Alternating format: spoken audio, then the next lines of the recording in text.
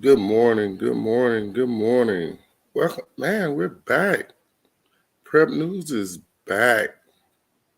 How's everyone doing this morning? Um, hope everyone has had a great morning so far. Excuse me 1 minute.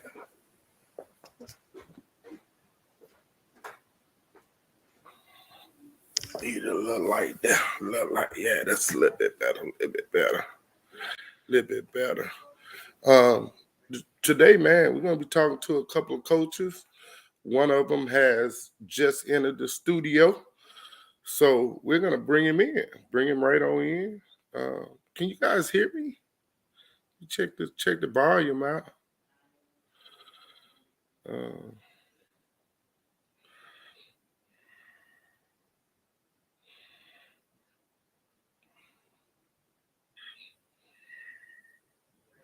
Man, hello, test. Man, okay, got volume. Okay. Yeah. So hey, please welcome me this morning and joining our first very special guest on our way back. Please welcome Warren Easton's own Jared Phillips. What's happening, brother? Coach, welcome, man. Welcome. What's going on? It's great, man. How you doing today?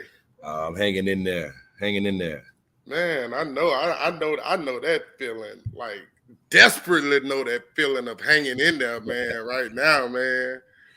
Um, Back to it. It's spring. Yes, it is. It's spring, so we're back to it. First day yesterday. How was first day getting back? Kids getting reacquainted with football, and now you got a deeper issue uh, because you got some guys that possibly weren't in starting positions that are now going to be starters for the upcoming season, so they have to get acclimated to being number ones. Come on, just give us a little bit. Oh man, the first day always looked like the first day of spring, man. Everybody's all over the place. The kids are excited to be there for like the first 10 minutes. You know, everybody's hyped the first 10 minutes, and then they realize we coaching and we getting after it. And everybody settles in after that. We have a lot of new guys going to be in some new positions, but everything is wide open. My kid, here at Warren Easton, there, everybody knows that. We're in spring ball. Every position is up for grabs, so you pretty much have to take it. We give everybody a shot. Try to give everybody reps to see what they can do, and then we'll just go from there. But first day looked like a first day. People were all over the place. Coaches were all over the place. So, but it's the process. We don't play a real game until September. So what is the rules at Easton as far as kids getting a shot? Because generally, if you were the number two, Mm-hmm. the season before, when the following spring happens, you look to just go into the number one spot. And granted, we know that there's some work that has to be done. Right. We're not. We know Easton and a few other schools just aren't giving up spots. Right. But what's that process like? I mean, when we start off and when we doing drills and maybe do some 7-on-7 stuff, somebody have to run out there with the first group. And normally those are the kids, from last year, the previous years. However, we structure our practice to make sure everyone gets the same amount of reps. So you have a chance to show us what you can do. And if you're better than that guy, if you're a new guy and you're better than that guy from last year, then you're gonna win that spot. So it's all up for grabs. Of course, your older kids have a little money in the bank with you, because they play they played for you before, and you kind of know some of the things that they can do, But if another kid is outplaying them, then we're going to go with that other kid. We're going to go with the best player, and that's our rule here, to put the best 11 kids on the field. No matter Right. what classification, how old they are, and how much experience they have, we're going to put the best kids on the field. So when you guys come out on the first day of spring, is it just shorts and top, or is it short tops, helmet, or you guys full pads? I mean, it's shorts, helmets, shoulder pads. We don't do too much hitting on the first day. We you just start from the basics, because a lot of kids really don't know how to tackle well. So we go over that with everybody, and we go through a lot of drill work. It's very, very little contact on the first day. We just see how the kids could move, see which kids need more conditioning, and drills and stuff. So that's pretty much it. The first day is pretty much a lot of drill work. Okay, so I know, because we've had too many conversations. In the fall, it's school, it's after school tutoring sessions it's a team tutoring session, then it's practice. Correct. Is it the same philosophy for the spring, or are you guys just getting in and getting out because the school year is basically over, and you are, like, right now you've either passed or failed? It's no in between. Yeah, it's the same thing. We don't start practice until 5:00. We get out of school at 3:10. So the kids have that study hall time in between practice. We're doing a lot of testing right now, so they're studying for these tests and getting prepared for these end of the year tests. So it doesn't change from the spring and the fall. We still give them time, right before practice, get some work in, get some school work done, some homework, or whatever it may be. And, we go from there, but we don't change anything. Now, where'd you get that philosophy and principles from? Because a lot of coaches are just, when school gets out, be it 2:30, 3:00, 3:10, 3:30, kids get out, they rush to get to the field house. They switch into their top and bottoms, and they go into their scheduled session to learn whatever you guys are going to go through for that particular day. When did you adopt study hall tutoring into your everyday program? Well, we've been doing that for a minute, because it only makes sense. Sometimes you get parents complaining about, my child don't have enough time to get his schoolwork done or his homework done. So, we provide an hour or two, between practices or before practice, so they can get that work done. And I mean, it only makes sense, and at the end of the day, that comes first anyway. The education comes first. Right. And I tell everybody, eventually you have to hang up your cleats. We all have hung up our cleats. So as long as you have a good foundation, you'll be okay. So we try to incorporate that into everything that we do.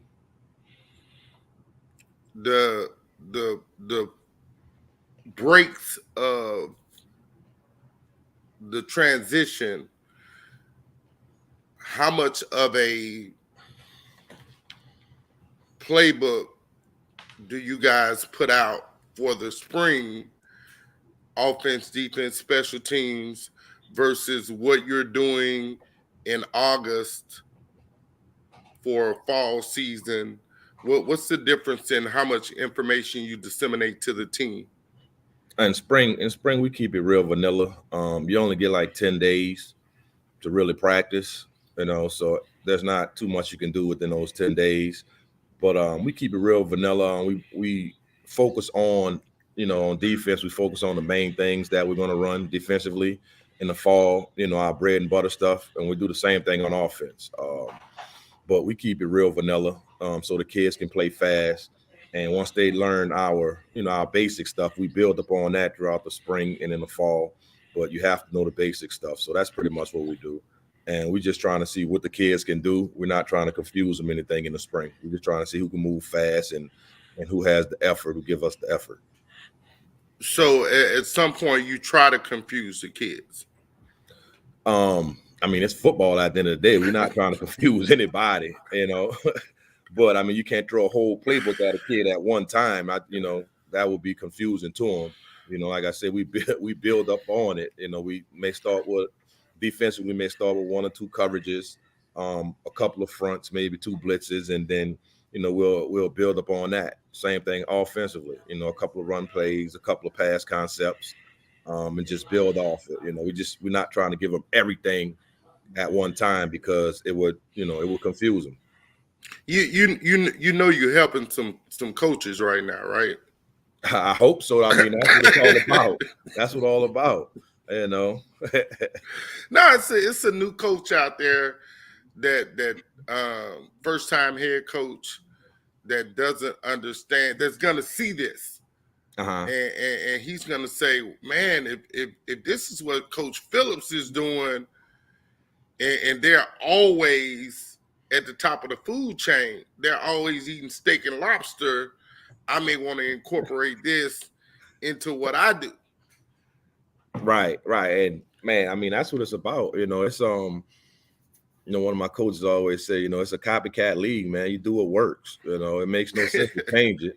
You know, if one school's doing it and it's working, then try it out. It might work for you, you know, right. But you know, it's a copycat league, man. And you know how this started. I've listened to a lot of people. I've learned things from a lot of other head coaches and a lot of other position coaches, you know, and that's what it's about. You just do it your way, but you know, as long as you build upon it, that's what it's all about. And we should be here to help each other out anyway. I agree. So since we're at this part, the fall season ended for you guys in November.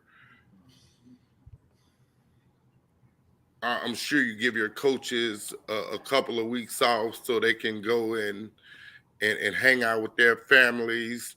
I've even saw you along with myself on the volleyball trail.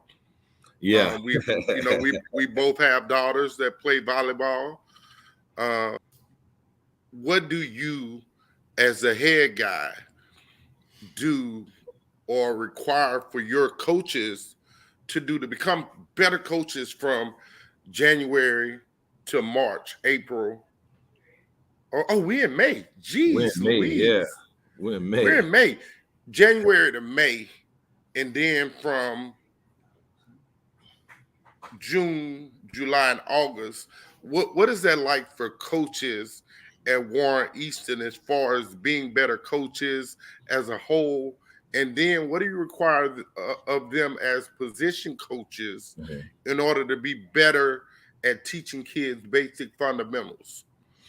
You know, first things first, you know, family always come first, man. And, you know, my coaches really understand that, but I have a good group of coaches on the staff.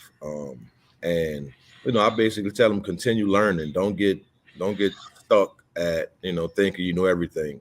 This game is constantly changing, you know, every day. So just continue to learn. You know, you sit down with these college coaches or you even go to their campus, you know, sit down, talk some football with them, learn some new ideas and bring them back to the table, you know, but we're constantly learning. I teach my coaches that all the time. I talk to my coaches about that all the time. As long as we're constantly learning, we always stay ahead of the curve. Right. In the process of constantly learning, I talk to coaches. Sometimes I think my jaw be hurting silently. I talk so much because I'm always moving. And then when I'm not talking to coaches, I'm encouraging and motivating kids. But then I do the other thing that I like to do, and that's eat. You know, I eat a lot. That's why I'm, you know, overweight. But in the process of all that, like, so when I was actively coaching, for me, it was I put myself on this where every day I tried to learn something new about a kid. And then I tried to incorporate what I learned new about the kid to motivate him and encourage him to work at being better for himself every day. Is it anything that you require of your coaches in that aspect or manner? Oh well, I tell the coaches, man, you're the head coach of your position group. Um, you know the kids. You should know your group of kids better than anyone else. Um, so I let my coaches control their groups, man. Is the problem should never get to me. You should be able to handle that within your group. But all my coaches do a good job of knowing their players, knowing their guys in their position groups, and we just do it that way. They love them up. They coach them hard.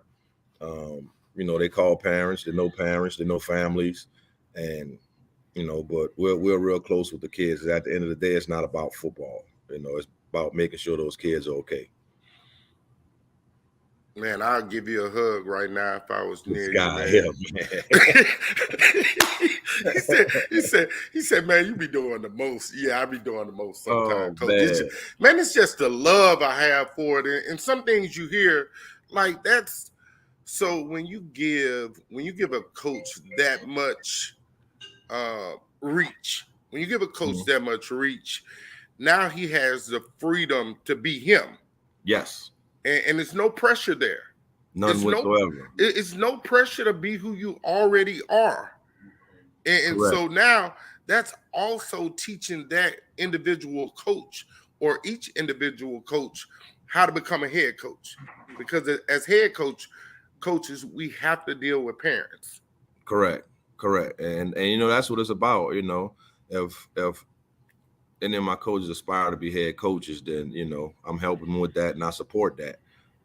But you're right. As far as head coach responsibility, I don't micromanage. Because we have a great group of football coaches who do things the right way, so I don't have to micromanage and be over people's shoulders. And these guys, they really want to work and they love the game. So I've been blessed to have a staff, a really good staff of guys with no egos. We just here to make these kids better and win a few games. No, y'all do more than win a few games. Y'all We haven't won a big one yet, though. We haven't won a big one yet. But that's coming though. Like again, the best of the best of the best of coaches sometimes have a moment before they have their breakthrough, and then when they win that first one, they win like 5, 6 in a row. Yeah, and you guys work ethics, and the kids at Eastern work ethic are just so phenomenal that it's coming, man. It's just a matter of time. I want to talk a little bit about the kids that left. The kids that you lost that were in key positions, and to me, we all know what we think are the key positions, but in football, the key position are the trenches. correct. Nothing works, or nothing works well without the guys in the trenches doing their jobs, being demonstrative on the O line and D line. How many guys did you lose, or how many guys do you have coming in order to recreate a special brand of magic? Offensive line, we lost 4 starters. And the defensive line, we lost 1, 2, 3 kids, 3 out of the 4. But the good thing about my offensive line coach and my defensive line coach, man, is they rotate the hell out of those kids, throughout the game just to give them that experience. So, you're going to miss kids like, Xavier Williams and Malachi Preciado. But, these other kids had got some good game time experience last year, and, they're just going to have to step up. Just going to have to step up and do what's expected of them and play some good Warren Easter football. And that's how my coach is going to coach them. They're going to coach them hard and, make sure they prepare because, on this staff, we compete a lot, position-wise, who has the best position, and nobody wants to have the position that's the worst position on the field. So we compete and we push our guys hard. I think I got happy again. I'm for real because again, you don't hear that a lot. Like you Mhm. hear, well, yeah, we're just trying to coach our kids up to be better. Mhm. But if you learn, like, it's just something about competing that makes my heart happy. Like me and my daughter go bowling, I'm competing. Like I'm finna beat the brakes off you if you don't learn how to bowl. Yeah. Yeah, and But that's how it should be. You know, competition brings the best out of everybody. Either you're gonna stand up or lay down. There's no in between with competition. And we and looking for so stand up guys. it's crazy because teaching them how to you know we think that it's just playing a game of bowling. Why are you being so rough with her in bowling? Because if you learn how to compete in life and everything you do, it just gets the most out of who you want to be. Correct. And so eventually, I know her goal is to be the best volleyball player in the state of Louisiana. But Mhm. if she never learns how to compete, how does she get there? Right. And so I think it's absolutely awesome that you guys compete on the offensive side of the ball in positions. And so now that you know you're every day because ha Yeah. that Yeah. it's just different because Yeah. again nobody wants to be ridiculed, nobody wants to be mocked, and so now I got to come in here every day or Coach Phillips is gonna say his group is better than mine, and And I'm definitely gonna tell you that too. I'm gonna tell you. If it is, I'm gonna tell you. Yeah. You know, and man, I'm humble enough to let them know you got me today. You got me today, but I'm gonna get you back tomorrow. yeah. So, So what group you coach? I coach the linebackers, inside linebackers. How many how many I five have practices? I have Five the number practice. I have the No. number one inside linebacker in the state of Louisiana. What? Oh shit. Yeah, yes, I Let's go do. that direction then. Hey, you see it, huh? You see it, huh? Let me Yeah, get that. You know what yeah, that is, huh? All right. That's why we work so well, bro. So yeah. tell us about the number one linebacker, inside linebacker in the state. Nah, his name Jeray Johnson. I tell everybody that, man. He's the number one linebacker in the state. The kid, he just gets it. In the classroom, on the field, off the field. You know, he's a team leader. He runs the defense. You know, he's the quarterback of the defense, and the kid just gets it. You know, you sit down, we sit down with him. We come up with the game plans on Sundays, me and the staff. We tell it to him on Monday, and he's running the whole practice the rest of the week. He's just that smart. He's that in tune. Wow. He's just a football player, and he gets it. He's a 3.7 GPA kid. Comes from a good family, and mom and dad at every game. They're there everywhere. They take all their kids across the country if they have to. So. That's my guy, man. I'll put him up against anybody, any coach in the state of Louisiana want to go head to head with the inside linebacker. Ooh. I mean, Say, bro, you can't do that, man. I'm just calling like it is. My guy been getting a lot of, he ain't been getting his just due, man. He's like 5'10", 5'11", and they're underestimating his size, but can't nobody in the state see him at middle linebacker. I'm sorry. Bro, why is that? The dude let me see if I can find his name because I just made a post about the other day.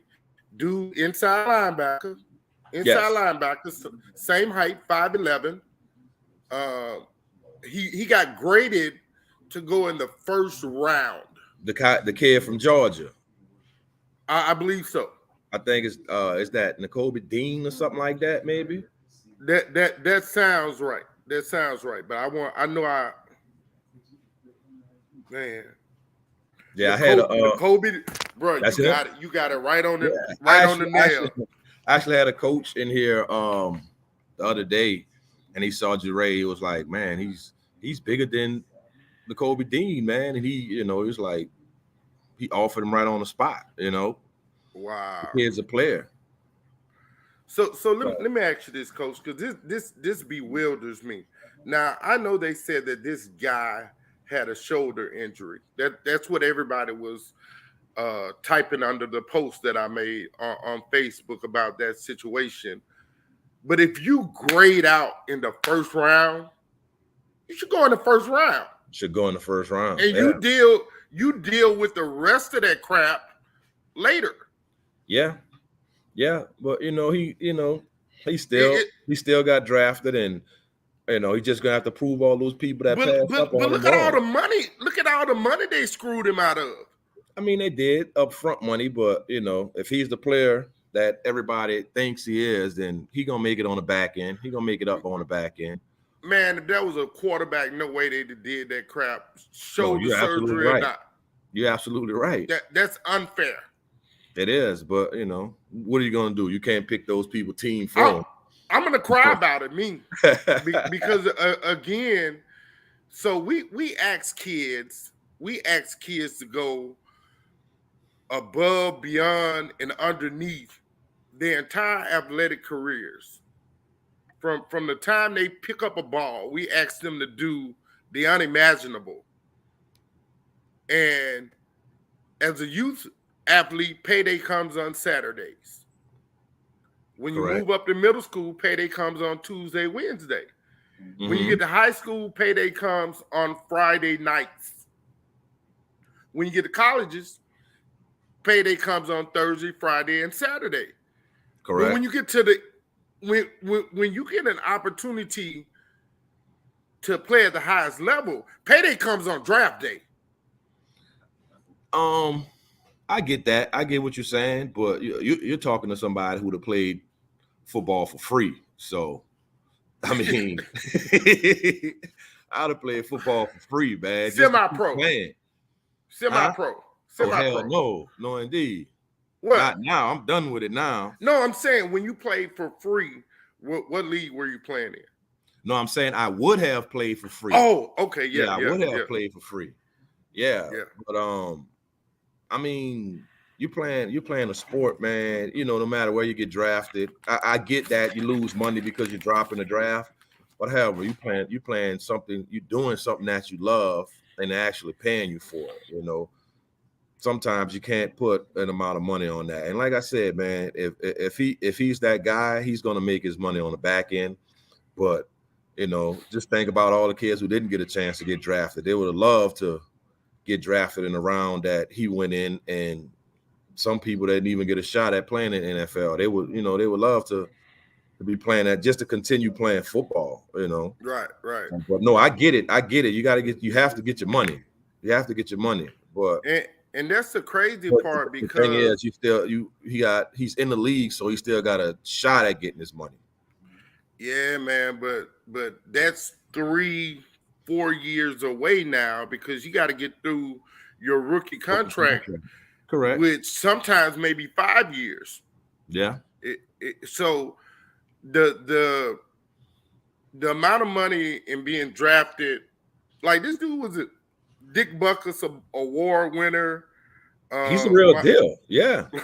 Like that generally is a top 5 draft pick, which is guaranteed anywhere from $30 to $50 million. Mm-hmm. That changes your whole generational wealth gap. Correct.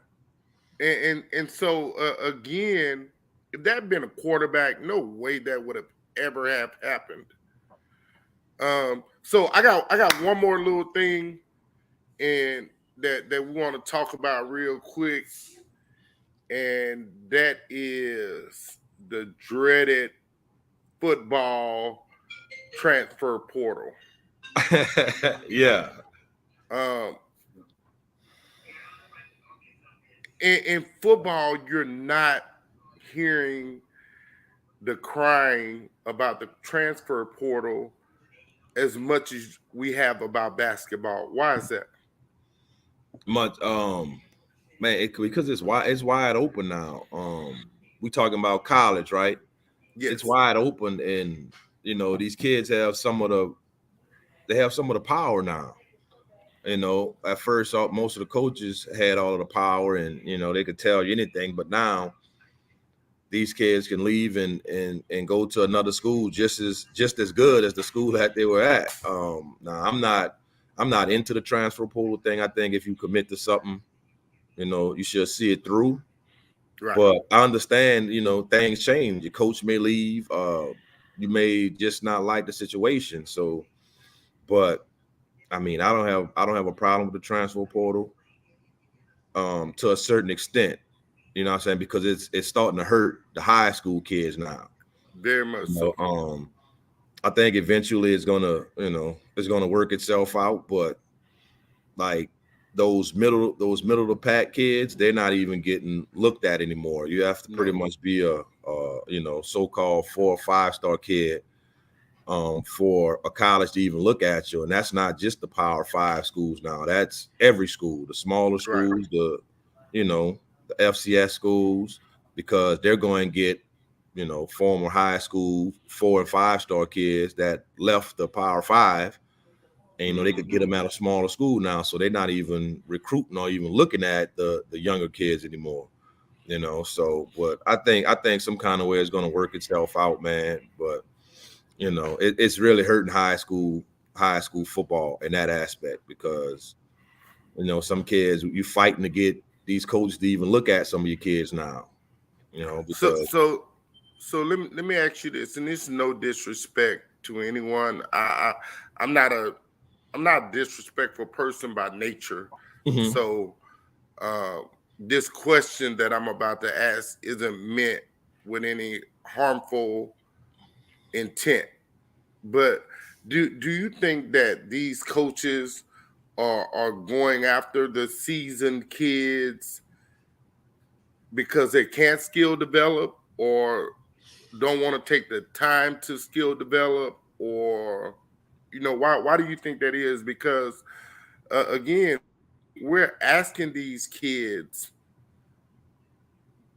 to get to put their neck under the guillotine, yeah, and, yeah, and so the reward is a national signing day.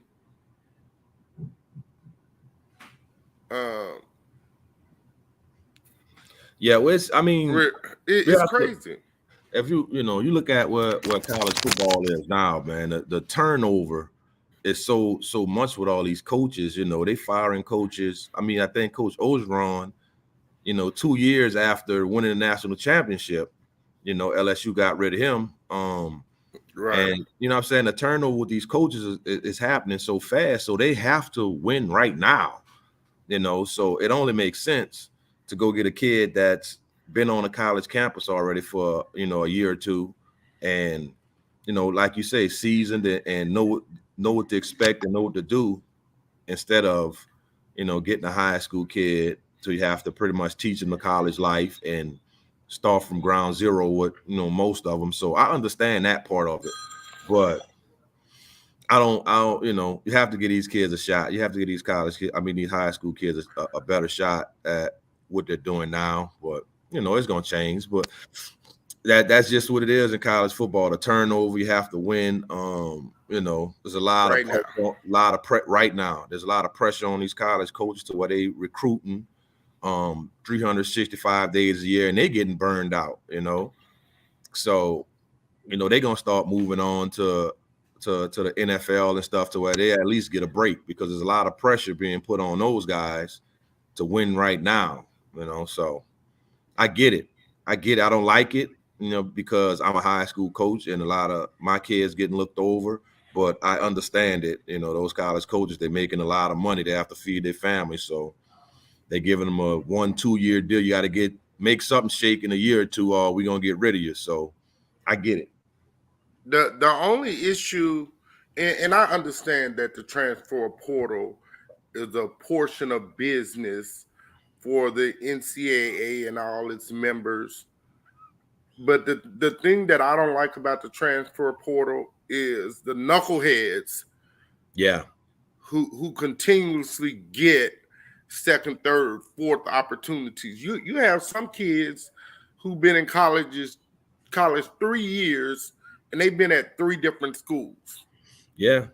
I mean, it's it's crazy you say that, man, because these college coaches, they come into your office and we want this certain type of kid. You got to come from a good family. His grades have to be this. He has to be a good character guy. But and then you look at the moves they be making, like, man, that don't matter. They're just looking for the guy who could play ball and possibly save their job. So they put up with the knucklehead stuff. So it's crazy. All I know is this, bro, and I don't care who take this how they want. I remember the whole time growing up as a young adult, all I used to hear was people saying that college coaches care too much about their check to do the job wrong. Mm-hmm. That's a damn lie. Yeah. Over the last 4 years, you see those coaches doing it wrong. Yeah. And the part that's probably hurting for a lot of parents is, like you say, you come into a coach office like Jared Phillips and you say we need all these block check A, B, C, D, E, F, G, and you meet that kid and you say, hey, we're going to bring you in. This is what we're going to do for you. And this is what we require that you do for us. Mm-hmm. And at some point, those wires get crossed up. And the kid keeps his end of the commitment. Who misses the bus? Yeah. You're right. And so now, how is it that as a head coach, as a high school head coach, if you mess over my kid right here, how am I supposed to trust that I can send you another kid that you won't mess over? Right. I mean, because right. when a kid messes up, he gets sent home. Yeah. When a coach messes up, he gets a better job. Yeah. Yeah. I'm lost on that part. I mean, it's a slippery slope. If a kid mess up, I mean, if a coach mess over a kid, a year or two late, Coach Phillips definitely gonna tell him about it. Let's put that out there. Right now, I'm gonna tell him about it. But what I'm saying, you really don't want to burn that bridge, because you may have a kid a year or two later that his dream was to go to that school. And you don't want to crush his dream because that college coach, or maybe not a man of his word. But you don't want to crush a kid's dream, but you definitely tell them about it. Like, this would happen with so and so 2 years ago. Do you still really want to go here? Because this coach is, that we're gonna have that conversation. Have that conversation with the kid and the parents. But if that's his dream school, man, you can't. You have to put your ego to the side. You can't burn that bridge because a kid really might want to go to that school. But you definitely tell them about it. You definitely tell them about it. Tell that college coach about, the foolishness that he's doing. And how does that affect your relationship with the college coach? I don't really care about my relationship with the college coach. I'm not trying to get into college. My loyalty is to my kids and my football players and their parents. That's where my loyalty lies. So if it affects the relationship, if I'm telling you about yourself, like you messed over one of my kids, then, so be it. I'm not trying to burn that bridge, but, we're not kissing no ass either. God, no. Say, bro, say. I'm just being honest. I have no aspirations of being a college coach. I love coaching high school football. So, you got a lot of these coaches and these young coaches that run around and, do whatever they have to do for these, these college coaches. And I'm not that guy, man. I'm not chasing that. That's not a dream of mine. So It is what it is with me.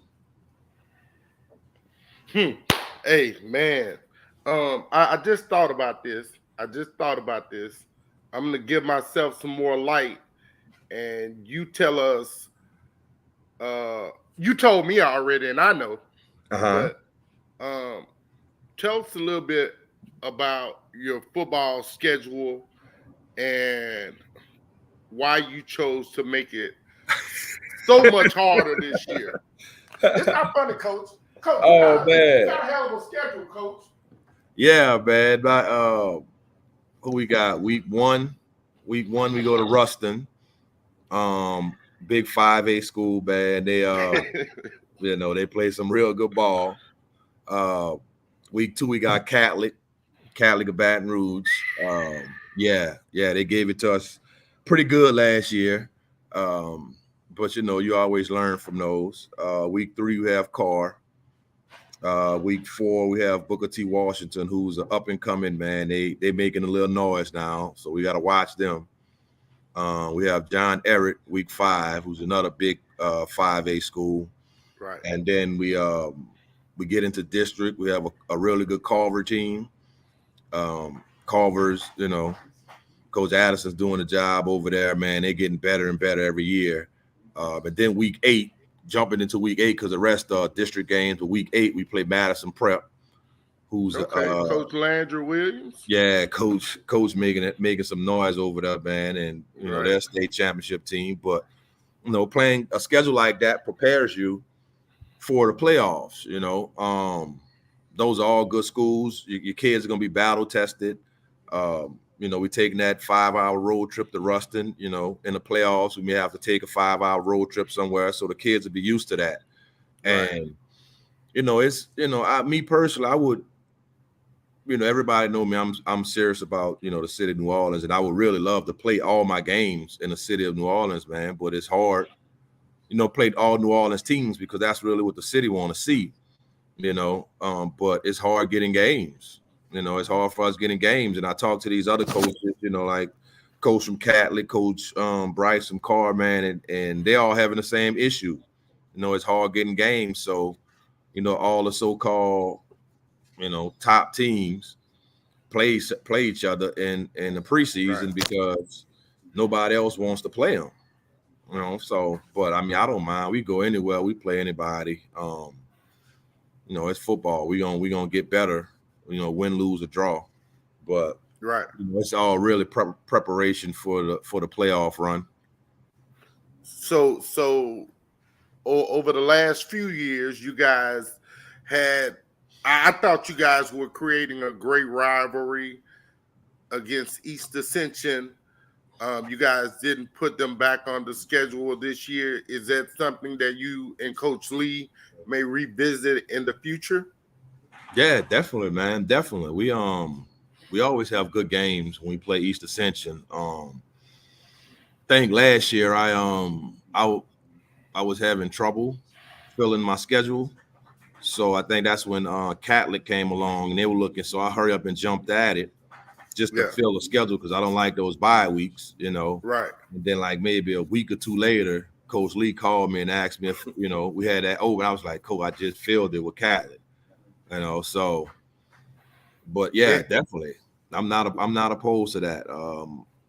Those are always good games. Those games are always good games and go down to the wire. That's some real good competition on both sides. Right. When you enter into a new contract with the school, is that a automatic mandatory home and home game, or do you guys adjust it? What I try to do is the only thing mandatory about it is we play the 2-year cycle, and the other thing we could work it out, depending on cost or needs, we may go to, I think we're going to Ruston both years, but it doesn't have to be home and home, it's just however you work it out. The only thing I really, like to do is make sure we do that 2-year cycle so no one's get messed over and everybody have, a full game schedule for at least 2 years. But you can work the contract out however you want to work it out. Right. Man. Man, I could talk to you forever, man. You see my guy Berg on the starting center for the University of Georgia national champions, huh? Yeah, Do you remember that interview? I told you. I told you. You did. But you also told me that he had a monstrous work ethic too, though. Yeah, like he does non-stop. Kirby Smart just didn't give him that shit. Yeah, he's non-stop, man. He earned every snap. Like, yeah. Yes, but I can't even lie though, Coach. Like, it's you, Coach Lee, Coach Landry at Madison Prep, Coach Tank Washington, who was at Carroll. It's just some of you guys though. Everything y'all tell me be on point, man. Y'all don't lie on y'all kids and y'all don't lie on y'all self. No, it makes no sense, and we too old for that, man. Too old to be doing that, man. Hey, y'all heard Coach Phil, right? Coach Phil said we too old for that damn shit to be. I ain't mean to say that, y'all. I promise I ain't mean to say it. Y'all heard what he said. Making me talk like that. hey, but for real though, like everything works better when you're able to be honest about who your kids are. When you're honest and transparent, man, there's not, no need to hide anything. Just be open. It is what it is, and we just go from there. We figure it out from there. But no, we're not gonna lie. We're not gonna hide anything. So I'm gonna tell y'all this. Tell me his name again. Inside linebacker. Jeray Johnson Jr. When Jeray Johnson Jr. is kicking bass and taking names, yeah, the man already told y'all this who he was. So I'm gonna say this to say this, and this is what I mean. We already know y'all been on pregame these awards out. Give that man his just due, because his coach telling y'all in the spring he like that. Yeah, he's like that. He's been like that since a freshman. He's been starting for us since a freshman. The man just sit here and told y'all he been starting since he was a freshman. He deserved one of them awards that y'all done gave away already. We already know y'all been doing that forever. Oh, I said that again out loud. Yeah, hey man. I meant to say it out loud the first time. I didn't mean to say it out loud the second time. It is what it is, man. Let me say it again for the people in the cheap seats that didn't hear it. Stop giving them awards away when the season over. Let them kids earn them awards. Yeah. During the season. Ain't nothing wrong with them earning them awards. Ain't nothing wrong with these kids earning these awards. We see kids get awards all the time, and this kid had 58 tackles. 58 tackles for losses, 140 tackles, and they don't get no award. Come on, man. Yeah. Come on, man. Yeah, I know you don't seen it way more than me. Yeah, but it's not gonna stop the show though. Yeah, but we you should. I get it. You should give them their roses, man. But we just use that as fuel. That's it. We use it as fuel to get better and prove them wrong. How about we try something new this year then? What you got? How about we try something new? Get the people the awards that earn the awards during the season, and let them use that as even more fuel to be better next year. Be it another year of high school or going. Like, can you imagine a guy that has that kind of a season and then he gets the awards that he's supposed to get, and then now he can go on to his college campus with that same fierce tenacity instead of saying, man, I already worked this hard before and didn't get nothing. Yeah, he can't have that mindset though, man. He can't. But again, we say that, but at the end of the day, it's heartbreak. Like we don't really know what these kids be going through mentally, because a lot of them, once their feelings get hurt, they stop talking. And that's just the way of, I think they're called Generation Zers. I have no idea. I can't keep up with them. Yeah, man, I got a coaching buddy of mine. He be, he know all the lingo. Yeah, I don't keep up with all that, but I think these new kids are Generation Zers or something. And so these kids will shut down on you fast. I know I got one. I got two. Nah, they will. They will. I got two athletes. And again, they're used to me, but I train them to be used to me from the time they can hear. Yeah. And so if I get on their hind part, they still stop talking to me, but they know it's from a place of love. Mm-hmm. But this coach that they don't have no relationship with yet, like, that's earned. Yeah. So, man, hey, who you want to shout out to, bro? Shit. I don't usually do shout outs, man. It's, Man, do one time for me. Everybody who know me know what it is, man. So that type of guy, man. I love everybody. I don't think I have one enemy in this world, man. I love everybody. And I got about 4 or 5, but it ain't because I'm fucked. I mean, it ain't because I'm fucked.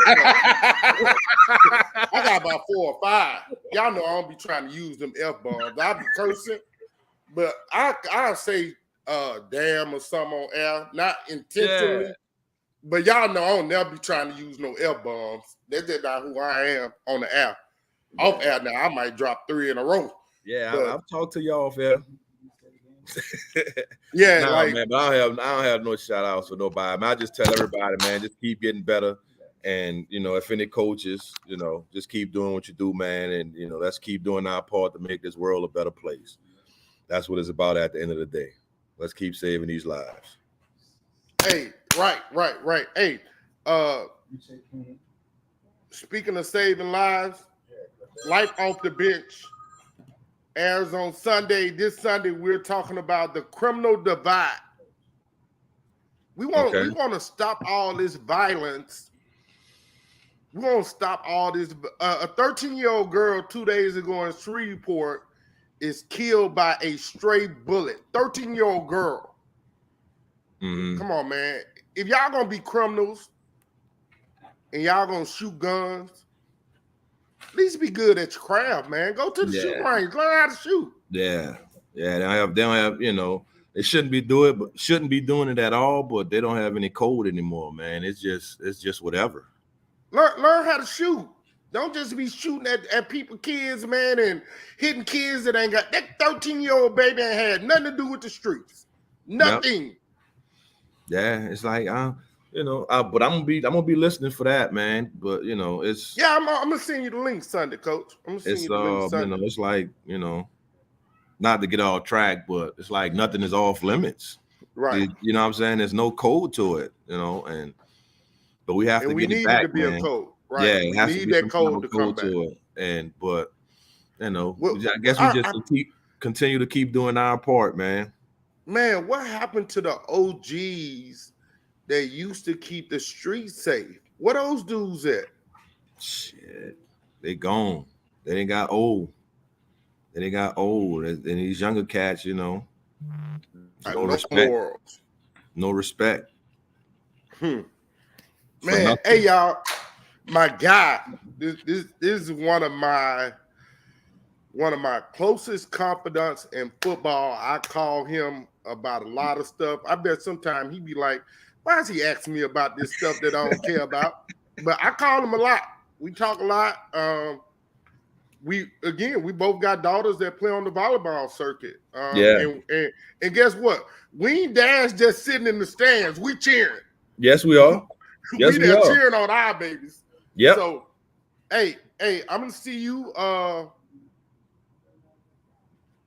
I think it's next month back in Alabama. Okay. And both our daughters play on the same age bracket? I think I 13s, think huh? no. My daughter's she's 10. Oh, she 10? My daughter is 10. Yeah. Man, bro. So, I did not know I could have so much fun in volleyball, Coach. oh man, we be cutting up. Coach, my daughter be spiking the ball back over that net, boy. I be jumping up and down. Yeah.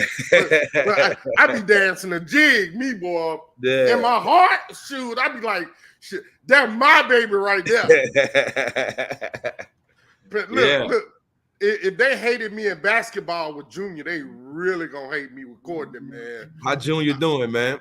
Man, Junior doing good, man. He doing good.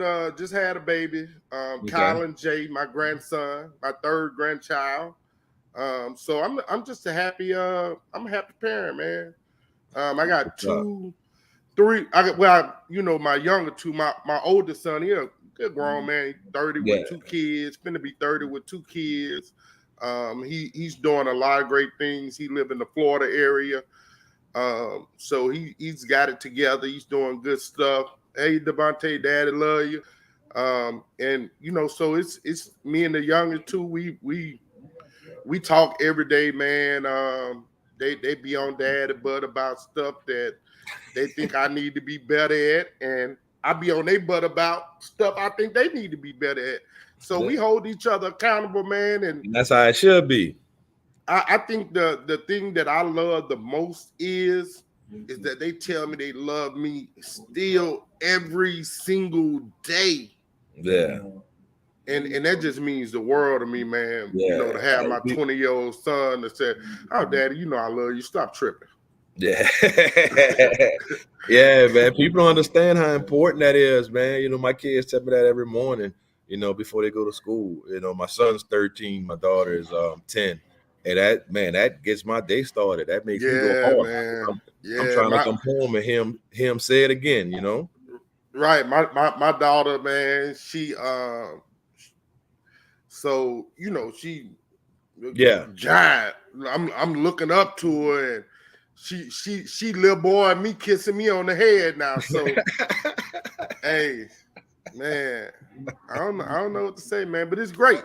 Hey, let me get off here. We having a phone conversation. Yes, we are during the interview. Hey, it is what it is. We family. That's how it go. Hey, I love me some Jared Phillips. That's my guy. Yeah, dog.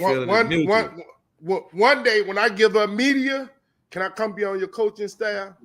Yeah, that's what you coach. What position you coach? I coach anything, coach. Look, anything. I need look. Everybody telling me I need to go find me a kicking coach because they tired That's of me. Still go. Oh man. Hey, you don't believe me? Hey, look, watch this right here. Watch this right here. I'm gonna send you his number when we hang up. Call Stanley Smith, old Faraday coach. Ask him, did I teach 2 of his kids and have no inkling about kicking? Ask him, did I teach his kids how to kick the ball, field goals and kickoffs? Oh yeah, I'm like that, dog. Okay. I'm like that. Well, definitely. And look, I don't even need that much of a stipend. Oh, you ain't gonna get no stipend. Oh shit, I gotta get a little stipend.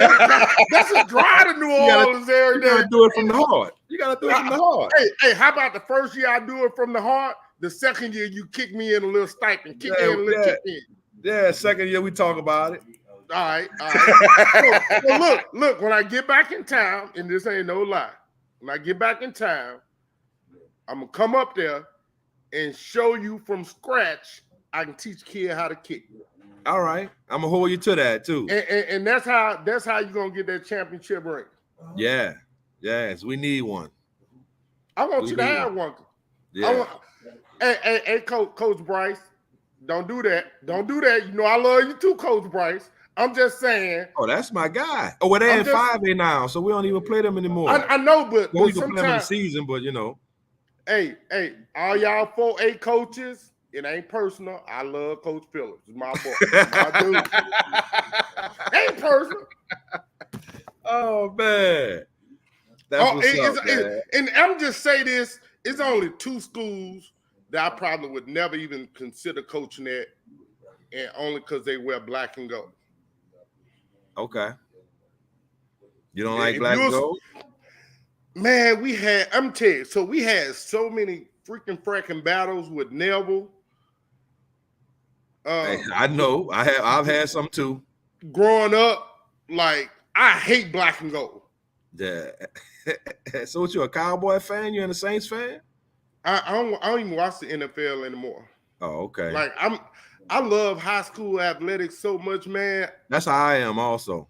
For since from 1978 up until 5-6 years ago when I started off the bench, I would not miss a North Carolina Tar Heels football, basketball. If Carolina was playing, I was probably watching it. Yeah. I could care less if I watch a college game now. All I care about is high school sports, man, Yeah. and trying to figure out a way to better help these kids. Right now it's the purest form of it, man. All the sports, and that's what I love about it. You know, I tell people once high school become real political and all that, I'm gonna go coach in the park, man. I'm gonna go coach the babies. Right. Hey, Mountain Dew, can y'all give me an endorsement, Mountain I Dew? see you drinking the hell out of it. That's why you sweating Hey, like that? Mountain Dew, I drink out every single day. Can y'all give me an endorsement, Mountain Dew? And I drink y'all Kickstarts. Y'all killing me and making me happy all at the same time. So, hey, man, we've been on here. Coach. Say, hey, y'all, please, thanks to my guy, Jared Phillips, man. He took a good hour out of his morning, and they're probably testing at his school. So, y'all don't know how important a football coach is at a lot of these schools. Football coach speak. It's like your old deacon on Sunday back in the day. Say, hey, let's stop there talking. That's Coach Phillips. That's Coach Lee. That's a lot of athletic directors, man. Football coaches. Like when they speak, they only have to speak once, and it's over with and done. So we want to thank you, man, for all the years of service that you've given to the New Orleans community, to the Eastern community. And I don't know anybody that doesn't love Jared Phillips. So thank you for all that you do. And hey, I think we're gonna take a 2-minute commercial break and we'll be back.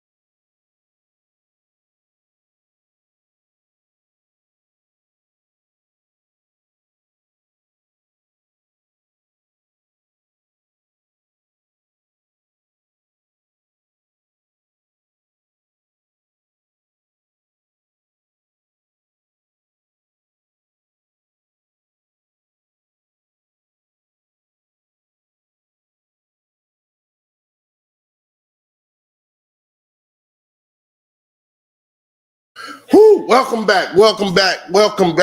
Man, I was waiting on my next guest, but we're going to move forward until he gets here. Talk a little bit about basketball, high school basketball. The season has ended, but we still have kids signing like crazy in basketball. Latest as of yesterday, and I'm just scrolling through.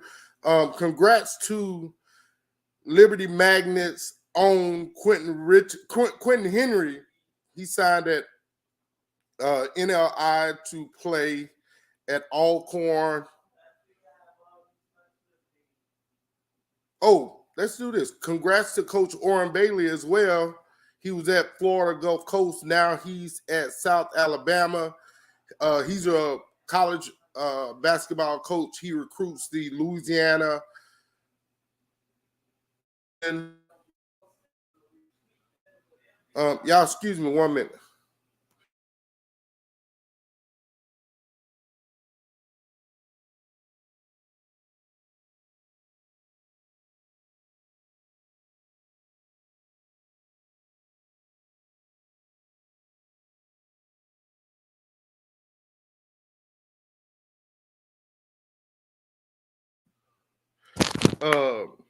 Back to this. My bad, y'all. That was somebody who spoke.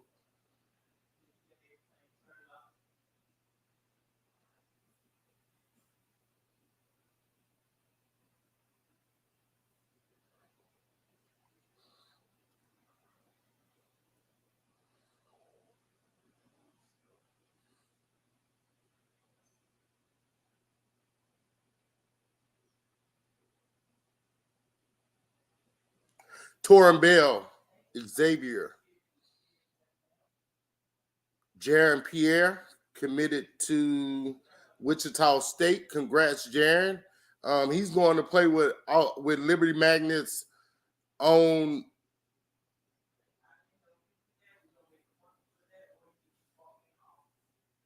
Y'all help me out here. Help me out. He was number 0, number 1, Liberty Magnet. I can't even find it, y'all. Jacob Wilson, ULM, Jalen Bolden.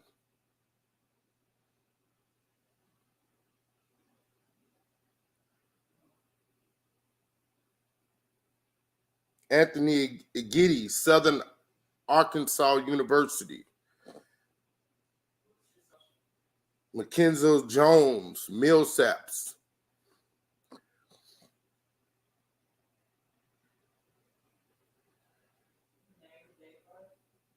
Troy Dunn still coaches. Y'all hit Troy Dunn up, man. East Ascension. Kid can flat out ball. Keith Thomas as well.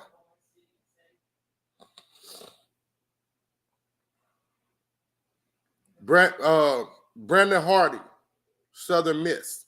Congrats, B. Man, I remember JB and Brandon, man, as freshmen. Man, those kids started high school the same way they finished it. High energy kids, super active, really fun kids to be around. Shout out to Coach Brandon White, Liberty Magnet. His entire starting 5 got scholarships. That's what's up, man. That's when you've done a great job at coaching kids up and teaching kids to be better. Coach White, man, I remember him from when my son was in 5th, 6th grade. He was at Parkview Baptist, and he was one of the few coaches having kids do yoga and stuff back then. You know how long ago that was? So, hey.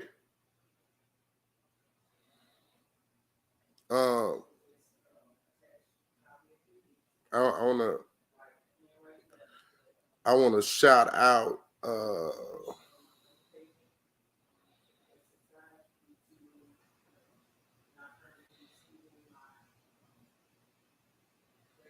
Quazare, East Ascension Wrestling.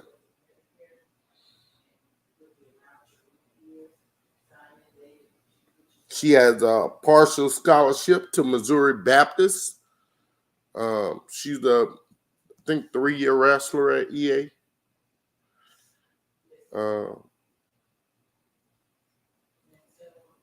Outstanding job. To be a female wrestler, and you have to commit to wrestling boys. Man, that says a lot about who you are as a person.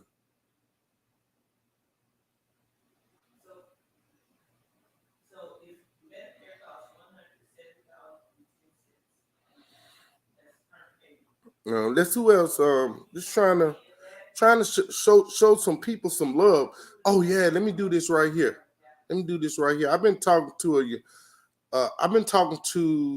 an 8th grader. He's going to be going to North Central.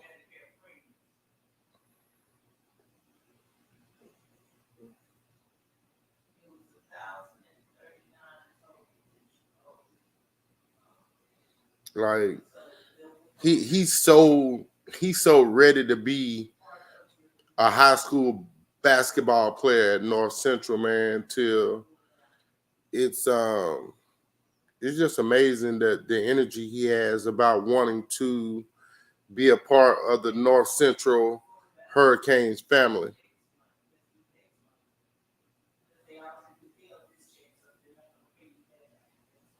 Again, go out. Hey, right now we got a lot of showcase basketball going on across the country with it being springtime and the circuits or regular basketball tournaments being played.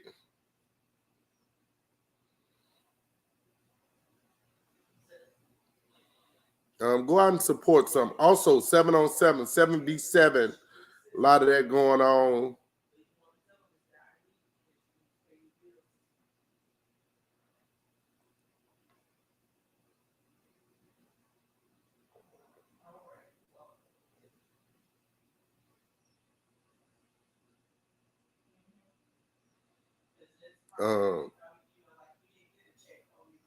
Here's shortly, man. We're gonna be talking about the transfer portal, but I want to go back to a little.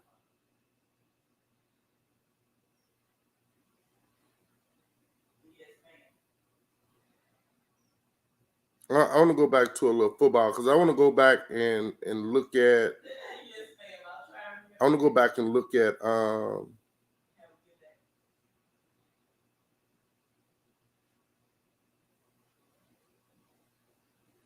the past last year's playoff brackets for each class. And I just want to talk. I want us to talk a little bit, if I can pull it up. Sometimes those links aren't available. Sometimes they are, sometimes they aren't. All right. So in 5A last year, Zachary pulled out a big win over Ponchatoula in the state football championships. Over the last 5-6 years,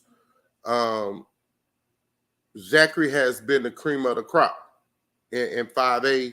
So you wanna look and see how they're gonna be this spring, and I'm gonna be keeping my eye on it, as well as Ponchatoula, Acadiana. They've been really good the last few years, as well as Destrehan. Who are some of your surprises in 5A? What is that looking like? West Monroe ended up being a 9 last year for the playoffs, 9th seed. So And when previously over the last 20 plus years, West Monroe they've been on the top of the food chain. Talking to Coach Phillips, they play Ruston in week 1. Ruston, they were a quarterfinal team last year, lost to Destrehan in the quarters, 24-10. So it's, hey, can Ruston come back? Woodlawn Baton Rouge, man, Coach has those guys every year. They're getting better. You see the shift in it. What Coach Marcus Randall is doing over there at Woodlawn.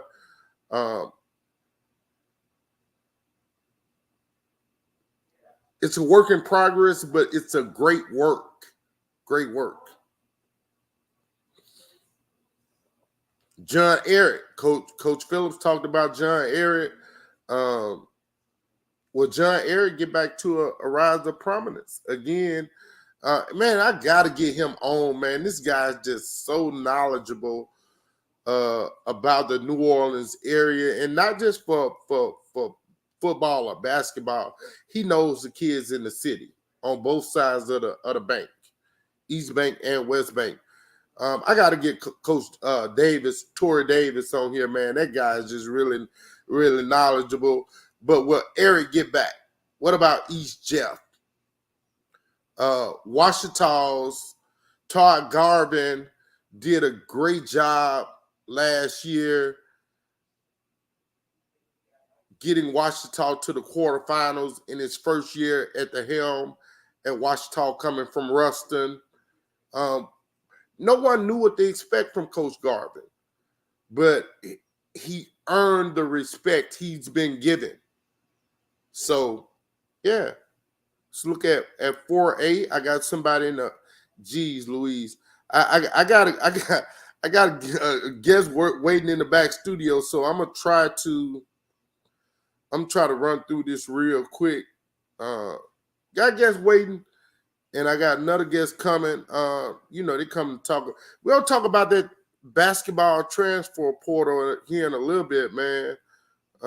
Try to get some understanding and clarification. 4A football state championship. Westgate beat Eastern, man, 14-13. Tragic loss. For Coach Phillips and company, man, they really thought that this would be their year. Westgate had their ring ceremony last Sunday. Congrats to Westgate Tigers football team and coaching staff on a great job, man. You gotta be really good to beat Eastern. Everybody not beating Eastern, period. You gotta be really, really good to beat Eastern. So what Westgate gonna look like? Coach Phillips gave you a little preview of what Easton's gonna look like. Again, 2A, you can't. Neville finished at number 2 last year. You can't mention 4A football without mentioning the Neville Tigers. In the car, they were the number 1 seed. They got upset by Westgate 27-20. And let's go down the list. And again, and the car moving up to 5A next year, that's some whole new different challenges.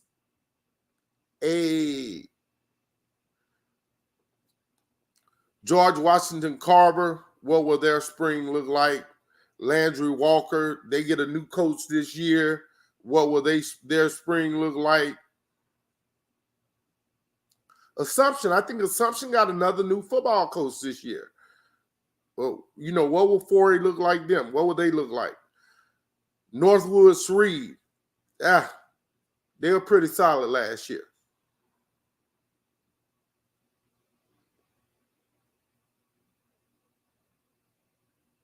Opelousas always have a great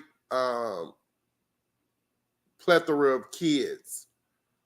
So spring football, man, I always get excited for spring football, man, whether I can make events or not. Again, I talk to a lot of coaches, a lot of people, and it's just always fun learning about these new kids, these new players coming up, hey, email me. You got a kid that's a dude, not a dude. See? Yeah. Uh-huh. We the only one do that here off the bench sports. If you're an athlete, send your film in. I'm going to take the time to watch it. And if you want constructive criticism, I'm your guy. So, look, we're going to get back to this because I hate having guests in the back room just sitting there waiting. And so let me give this guy the proper introduction that he deserves. Guy that I've grown really, really close with. I talk to him a lot.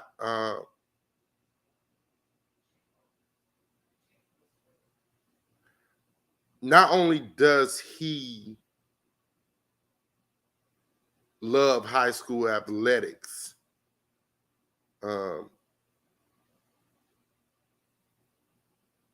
he's raising quality young men.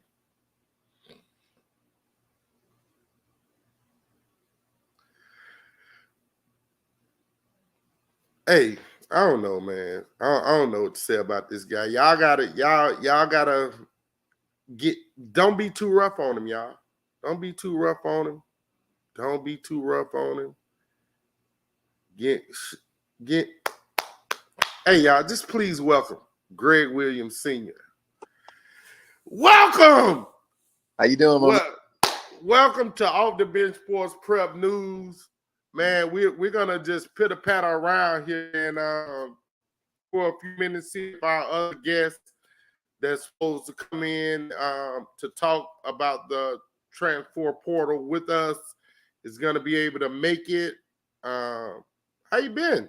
Been doing pretty good, just working and trying to keep up with those boys, task in and of itself. But look, I appreciate you inviting me on the show.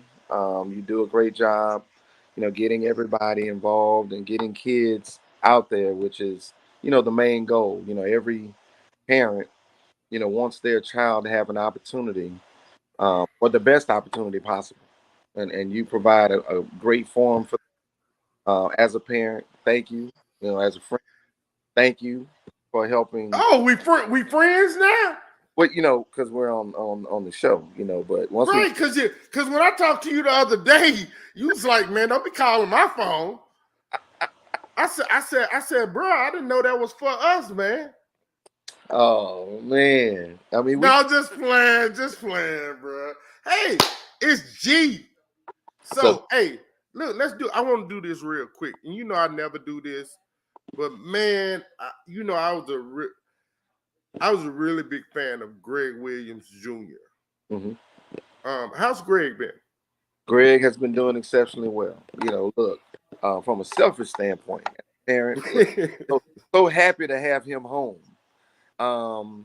He's in school, feeling well, playing well. Back did so much for us. We missed our son. His brother missed, and him coming back. Hey, that lifted our family up. Because we get to see him a whole lot more. He's such a great kid, man. I mean, when I tell you, he never gave us any problems. He never gave us any problems. He's always been, attentive. He listened to us, and look, let me tell you, him coming back, he feels better about where he is right now, just by being able to be home and get the support that he deserves from his family. Right. For the viewers, Mm-hmm. When you guys had conversations about St. John, what did some of those conversations sound like from a dad? It's tough here, not from a lonely standpoint, but practice at 6, then class, then practice or individual workouts. Like what was his schedule like? Just so the viewers can have some sort of idea what a D1 day in the life of a college basketball player looks like. It was crazy. Summer is different from the fall. So in the summer, he would tell me, look, Dad, I had to get up at 6, before the sun came up. They're running around the track. Then he goes to class. Then he had lift. Then he had practice. I'm sorry. Yeah, class, lift, practice. Then he had individual workout. And then he would go and do things on his own. Then you have to go to sleep and wake up and do it again.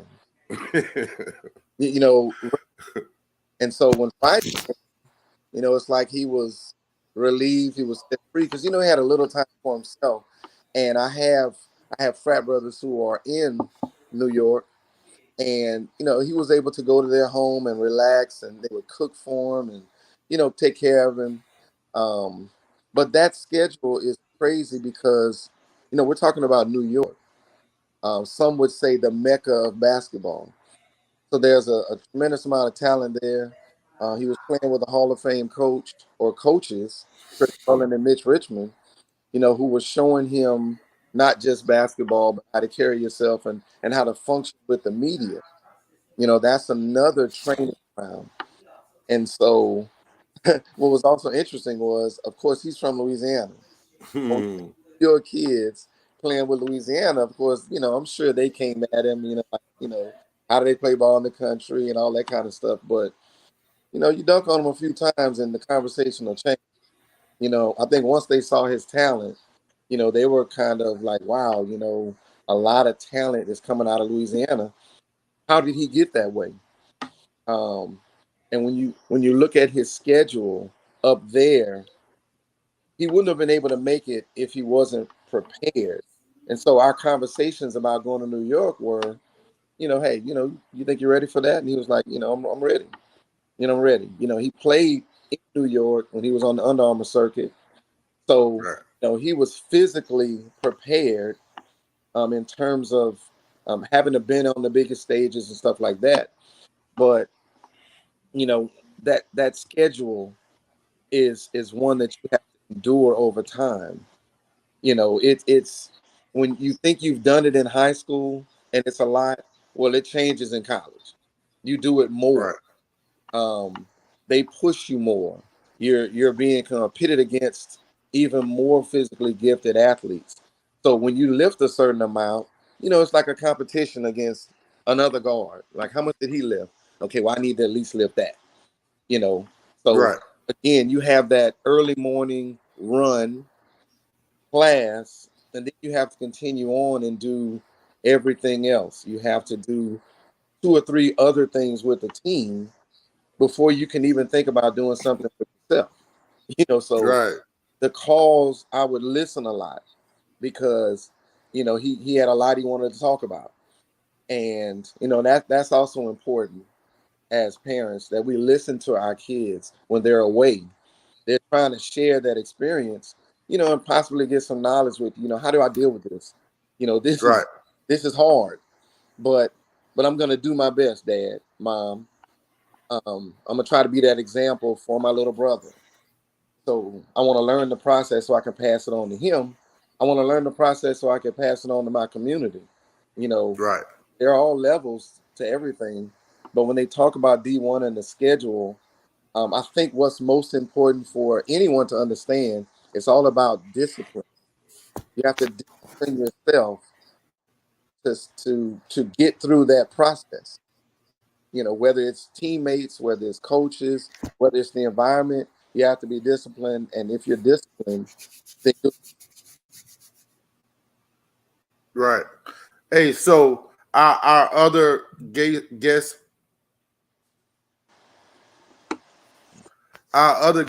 is ready. Please welcome. Please welcome Houston, Texas native, collegiate basketball coach at South Alabama, Coach Orrin Bailey. He's a bro, guy that since I met him, since our lives crossed paths, the it was no words needed. Like we just been there for each other. He's a really smart, knowledgeable guy about the game of basketball. And when you look at him, you see a guy and you say, man, that dude ain't played no basketball. But then he opened his mouth and a parcel of knowledge oozed out. And then he's instructing the kids, and you say, okay, I see it. I get it. I get it. Welcome, Coach. How are you today? I'm doing good, man. Thanks for having me. Oh no, man! It's my pleasure that you're joining us. So I want to start right here because a lot of people don't know this, and I like being the informative guru. So the NCAA transfer portal was created in October 2018, enabling a student athlete to ask a school compliance administrator to put their name in the portal, and then allowing the school 2 business days to publicize that information.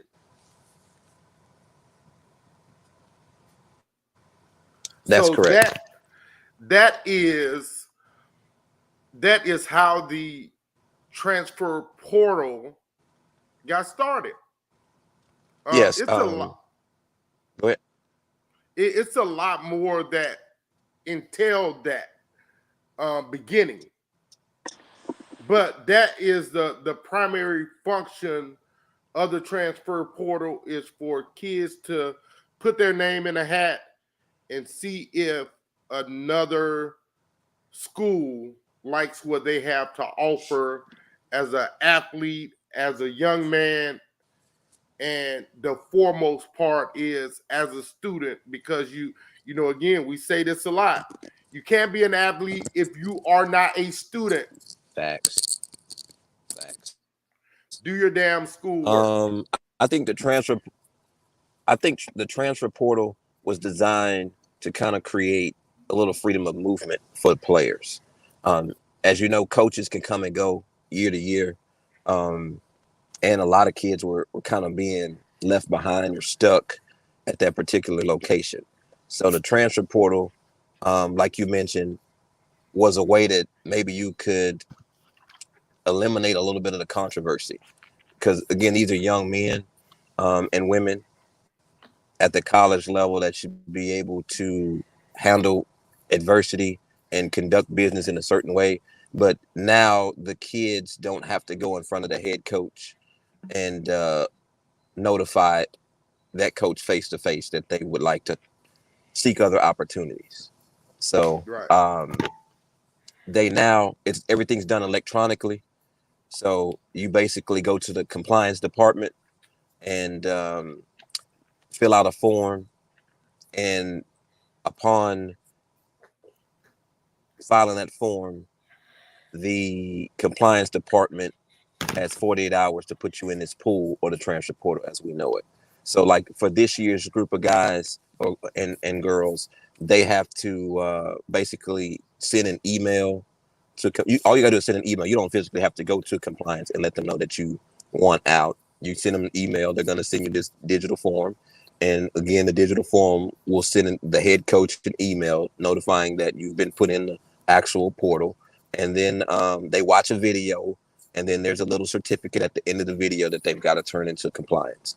And that just shows it. And that's just basically trying to educate them about upcoming options, the different levels and things like that, and just the rules that they have to deal with within the transfer portal.